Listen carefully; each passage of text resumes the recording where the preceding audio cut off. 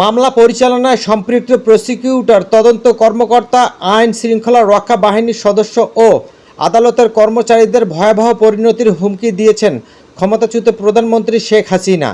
তার বিরুদ্ধে আদালত অবমাননার দায়ে করা মামলায় পূর্ণাঙ্গ রায়ে এ বিষয়টি এসেছে। এ মামলায় আন্তর্জাতিক অপরাধ ট্রাইব্যুনাল ১ শেখ হাসিনাকে ৬ মাসের বিনাশ্রম কারাদণ্ড দিয়েছেন। রায়ের পূর্ণাঙ্গ কপি গতকাল ট্রাইব্যুনালে কর্মরত সাংবাদিকদের হোয়াটসঅ্যাপ গ্রুপে দিয়েছেন প্রসিকিউটর মোনাওয়ার হোসেন তামিম। বিচারপতি মোহাম্মদ গোলাম মর্তুজা মজুমদারের নেতৃত্বে ৩ সদস্যের ট্রাইব্যুনাল গত ২ জুলাই এই মামলার রায় ঘোষণা করেন।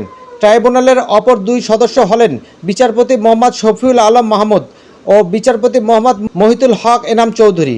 শেখ হাসিনার পাশাপাশি এ মামলায় গাইবান্ধার গোবিন্দগঞ্জের আওয়ামী লীগ নেতা শাকিল আকন্দ বুলবুলকেও ২ মাসের বিনাশ্রম কারাদণ্ড দেওয়া হয়েছে। শেখ হাসিনা ও বুলবুলের কথোপকথন একটি অডিও গত বছরের অক্টোবরে ভার্চুয়াল জগতে ছড়িয়ে পড়ে। এই অডিও সিআইডির ফরেনসিক ল্যাবে পরীক্ষা করা হয়। পরীক্ষায় নিশ্চিত হওয়া যায় দুজনের কথোপকথন কৃত্রিম বুদ্ধিমত্তা দিয়ে তৈরি নয়। গণ অভ্যুত্থানের ক্ষমতাচ্যুত হয়ে শেখ হাসিনা গত বছরের ৫ আগস্ট ভারতে পালিয়ে যান। এ মামলায় আরেক আসামি বুলবুলও পলাতক। পূর্ণাঙ্গ রায়ে শেখ হাসিনা ও বুলবুলের কথোপকথন ফাঁস হওয়া অডিও তুলে ধরা হয়েছে।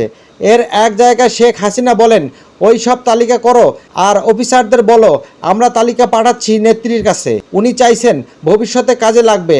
শেখ হাসিনার এই কথার পর বুলবুল বলেন, জি নেত্রী, জি আসসালামু আলাইকুম।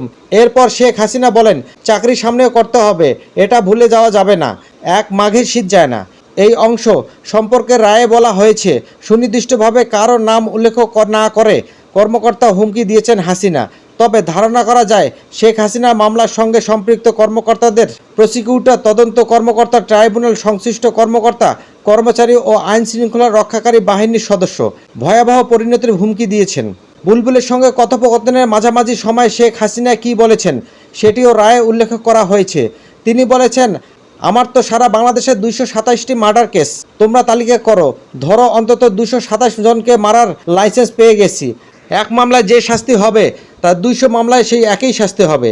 তো ঠিক আছে, সেই শাস্তি নেব, কিন্তু তার আগে সোয়া ২০০-র হিসাব করে নেব, এটা যেন মাথায় থাকে।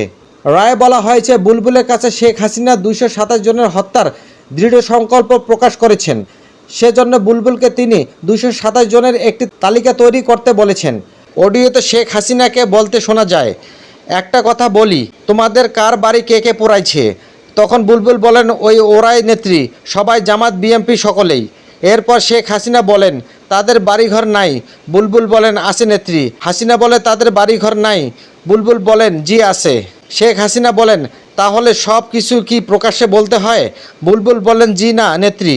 এরপর শেখ হাসিনা, তাদের বাড়িঘর নাই, তাদেরও বাড়িঘর থাকবে না। কথোপকথনের এই বিষয়টি তুলে ধরে রায়ে বলা হয়েছে, এসব বলে নেতাকর্মীদের বাড়িঘর পুড়িয়ে দিতে বুলবুলকে উস্কে দিয়েছেন শেখ হাসিনা। শেখ হাসিনা ও বুলবুলের কথোপকথনের ওই অডিও ফরেনসিক পরীক্ষা বাইরেও প্রসিকিউটর তানভীর হাসান বিষয়টি তদন্ত করেন বলে ট্রাইব্যুনালের রায়ে উল্লেখ করা রয়েছে। সেই তদন্ত সম্পর্কে রায়ে বলা হয়েছে, গাইবান্ধা সাংবাদিক সুমন মিয়া ফাঁস হওয়া ওই অডিও প্রথমে পান। অডিওর কথোপকথনটি স্থানীয় সাংবাদিক ও দলীয় নেতাকর্মীদের মধ্যে ছড়িয়ে দিয়েছেন বুলবুল। তদন্তে আরও উঠে আসে, এ টিম নামের একটি গ্রুপের মাধ্যমে হোয়াটসঅ্যাপে ও জুমে আওয়ামী লীগের গোপন সভা হতো। গত বছরের ২৫ অক্টোবর সেরকম একটি সভায় শেখ হাসিনা উস্কানিমূলক বক্তব্য দেন।